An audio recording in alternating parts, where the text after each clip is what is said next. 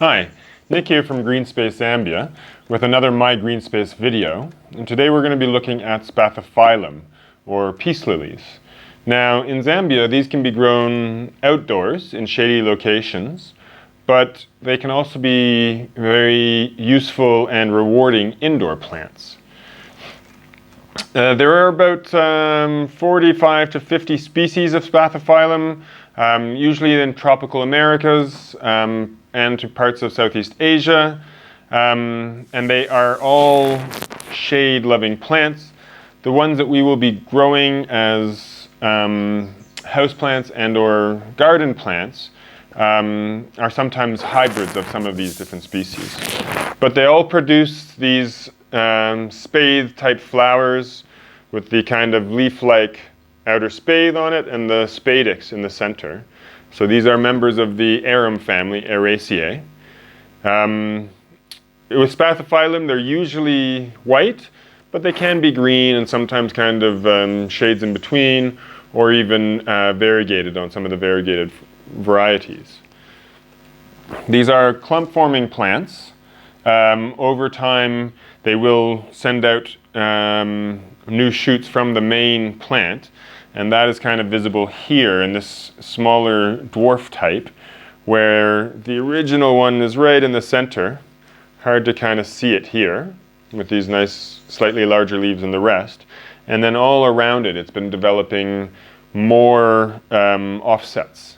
And this can be used then for propagation to make more, because over time, what you'll find is that these kind of plants will get quite congested with the offsets, and that affects flowering. So flowering decreases with the more clumped a plant gets. In the open garden, that's not so much of an issue because there's more space, but in a pot, it does affect the flowering of it. So these two plants here are more of the dwarf types that we have, quite suitable to a 15 centimeter pot, and rarely getting more than about 30 centimeters tall, and then kind of forming this nice mound of foliage. And here is a variegated leaf type with kind of splashes and little splotches of white and cream color within the leaves, which is a nice feature then, so when not in flower, it still has actually quite a bit of interest. The variegation then can also be found in some of the larger plants, like this one here, where again, you've got irregular white and more kind of cream, greeny cream splotches in the leaves as well. They can range from small plants like this one here through to larger plants, although this is not as large as they come. Some of the larger plants themselves need quite a bit big space in terms of the pot, and they can grow to be upwards of about a meter, a little bit more than a meter wide, with very large leaves that are up to about 30 centimeters wide and 50 to 70 centimeters long. So they can be quite large plants, with then accompanying larger spathes and flowers. The cultivation of these indoors is not very difficult. They do come from wetter environments usually, but when I say that, I don't mean soaking wet. These still like very good drainage in terms of the soil, and if they sit in wet soil for too long, especially in cold wet soil, what you'll find is that the roots start to rot, and the plant will either die, or you'd have to take the soil away from the roots, let the base of the plant dry out a little bit over the course of 1 or 2 days, and then repot, ideally with some kind of bag or something over it, just to keep humidity high around the leaves, to allow the roots to regrow and the plant to reestablish. In scenarios of propagation, the easiest method is dividing the plant. So this one here is probably ready to be divided. What you want to do is take the plant out of the pot, knock as much of the soil away from the base of the plant to expose the crowns, and then gently tug them apart. releasing. Sometimes what you'll find is that crowns are still attached to the mother plant, but if it has roots starting to form on it, it will be able to be potted up and grow on as a new plant. Ideally, repotting into something like a 15 centimeter pot, 2 or 3 offsets, so that you get a bit of a thicker plant faster. If you do just one, it takes actually quite a bit more time for that one to really establish and to look good for display. In terms of watering, we water about once a week, but that is again dependent on the time of year. During the hottest time of year, so from about August, September through to November, December, these plants will use up quite a bit more water. The leaves are not very thick. They will transpire a lot of the water out of the soil within a week during hot weather. And when I say hot weather, I'm talking high 20s into 30-degree days. So during that hot, dry season period, they need water usually about twice a week. But again, it's always best to just check the status by putting your finger into the soil a little bit. If the top 3 or so centimeters is dry, they could definitely do with the watering.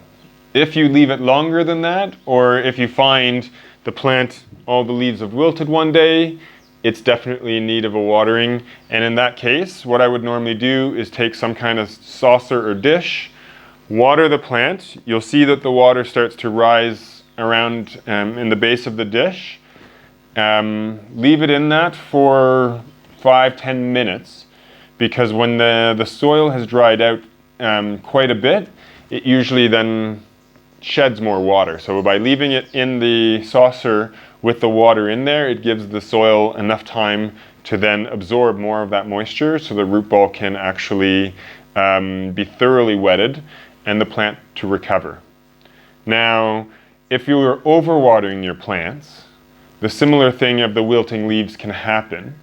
And in that sense, if you see that the plants are wilted, but there is water in it, you've put too much water in there, and the plant most likely has some root rot going on.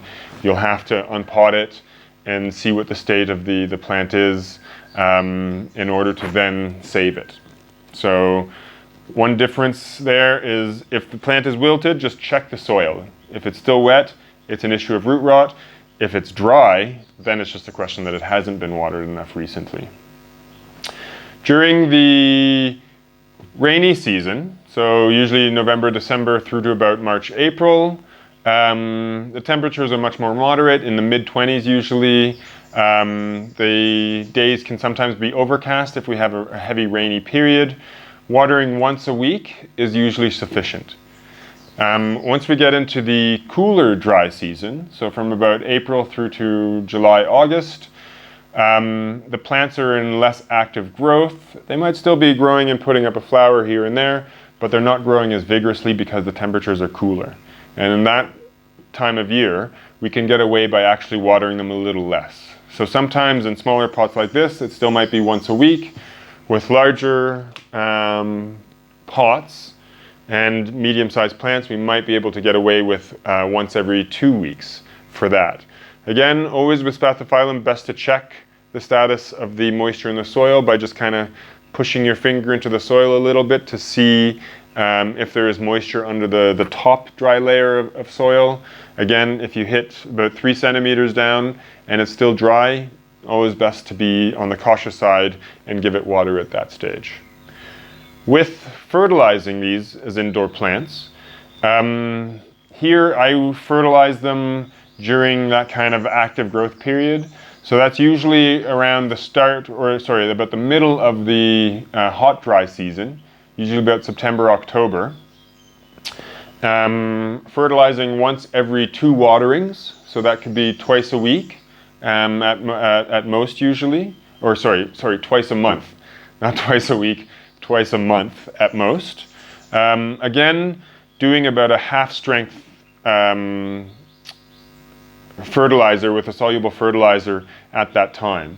If you want to get quite a bit more flowers out of your plants, doing something almost like a tomato fertilizer, so if there's soluble tomato fertilizer that you can find, usually has high levels of phosphorus and potassium, which will help more with flowering. If you're going with something with high nitrogen, you'll get a lot of leaves, but you will get very few flowers. So that fertilizing regime, usually again, like I say, from about the start of October, late September, October, through to about February. As by February, the daylight hours are starting to go down, the plant is going to be going into less active growth. It'll still be growing, but it won't be as vigorous as it would be usually during the kind of main part of the growing season. Spathiphyllums are fantastic and rewarding plants indoors. We do have to pay them a little bit more attention than some of the other things that we might grow indoors, but it is worth it, and they do reward us with lovely green foliage as well as these fantastic, sometimes even fragrant blooms during the course of the whole year, effectively. So, well worth trying as an indoor plant. Light-wise, you don't want them to be put anywhere where they're going to get direct sun. So either reflected light off of a wall or something like that, or a little further away from a window where it's still shady but no direct light, and they should be quite happy. What is always best though is to kind of try it in a few places for a week, 2 weeks, 3 weeks at a time, and to see how it does in those locations. And eventually you will find a location where the plant is very, very happy and will grow and flower well for you. So give Spathiphyllum a try, and I hope you can enjoy them as much as I do. Cheers.